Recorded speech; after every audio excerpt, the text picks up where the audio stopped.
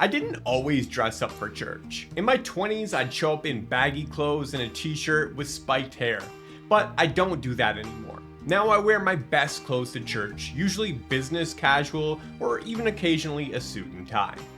Now, back then, I loved the church just as much as I do today, but I figured since the Bible doesn't command us to dress up, why should I?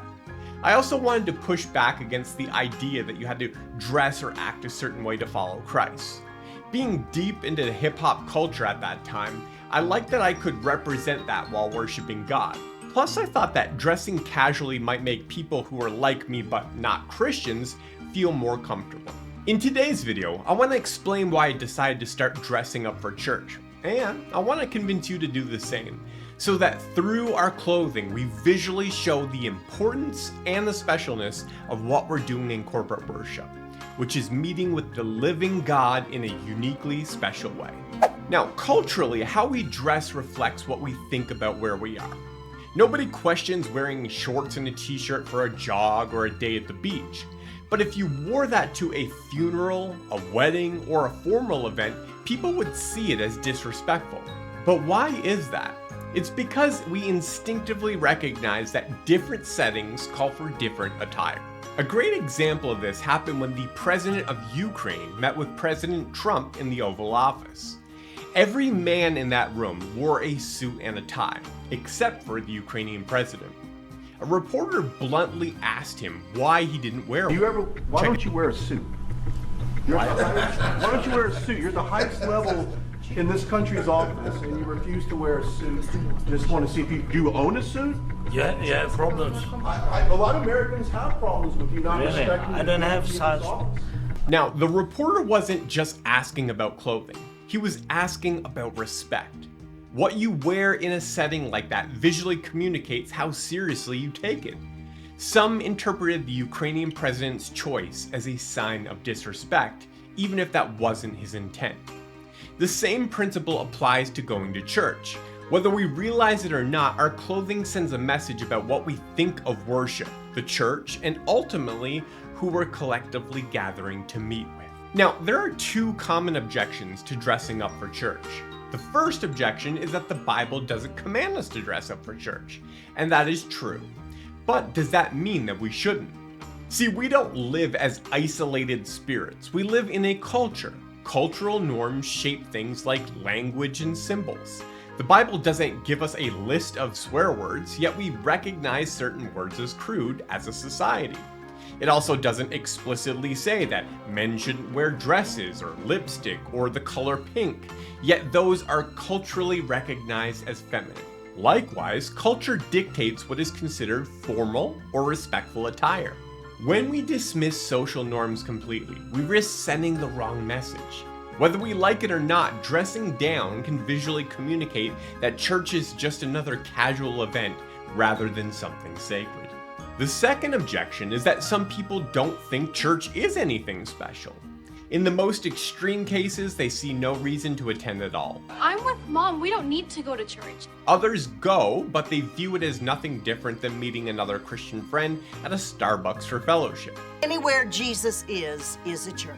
The passage most often cited to support this mindset is Matthew 18:20, which says, "For where 2 or 3 are gathered in my name, there am I among them." Now, some interpret this to mean that whenever a couple of Christians meet together, it's the same as a church. But the context of this verse is actually about church discipline. Jesus is talking about bringing a matter before the church and how the church's judgment will be backed by heaven. So, far from minimizing the church gathering, the passage is actually affirming its authority. We also see this distinction in 1 Corinthians 11, where Paul talks about the Lord's Supper. Now, bread and wine are ordinary household items, but they take on special significance when the church gathers and partakes together. Paul warns that just partaking in an unworthy manner brings judgment, even sickness and death. That's never said about eating bread at your home on the supper table on a Wednesday night. So that means the church gathering is not an ordinary event. It's a set apart and sacred event. Not only is corporate worship special, but it also happens on a special day. One day in 7 is set apart as holy.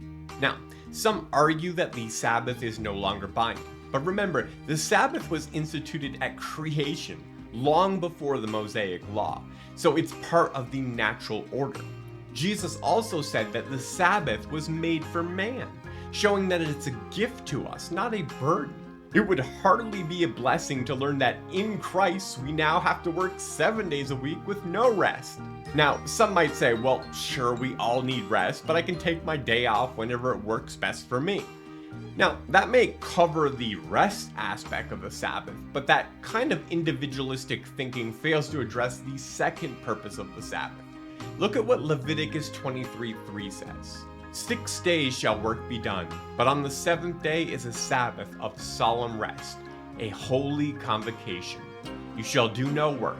It is a Sabbath to the Lord in all your dwelling places. Now, did you catch that? The Sabbath is a holy convocation, a sacred gathering of worship. Convocations aren't possible unless people gather together at the same time.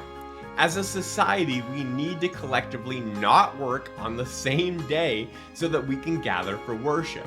Sunday is God's day. Therefore, Sundays are not just another day, but a special day for corporate worship. So, the church gathering is sacred, and the day we gather is set apart, and both deserve to be treated with reverence. Now, culturally, people dress up for special occasions. Weddings, award shows, funerals, because the clothing signals respect and significance. Church is no different. When we gather, we meet with the living God. We partake of the sacraments where Christ is present with us in a unique and special way. We worship on a day that is set apart from all the others. Now, the Bible doesn't command us to dress up, but culture teaches us that how we dress expresses how we view something, whether we view it as sacred or ordinary.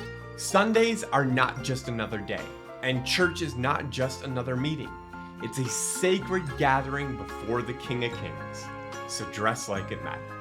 If you want to go deeper on the topic of Sabbath and the Lord's Day, pick up The Lord's Day by Joseph Pipa. It will cover topics like why the day changed from Saturday to Sunday, why it wasn't abolished with Christ, and how to keep and consecrate the Lord's Day as holy. I've got a link to it in the video description. You can pick it up on paperback and start reading today. Thanks so much for watching. If you found this video helpful, would you please give it a like before you leave, as it really helps the video's reach.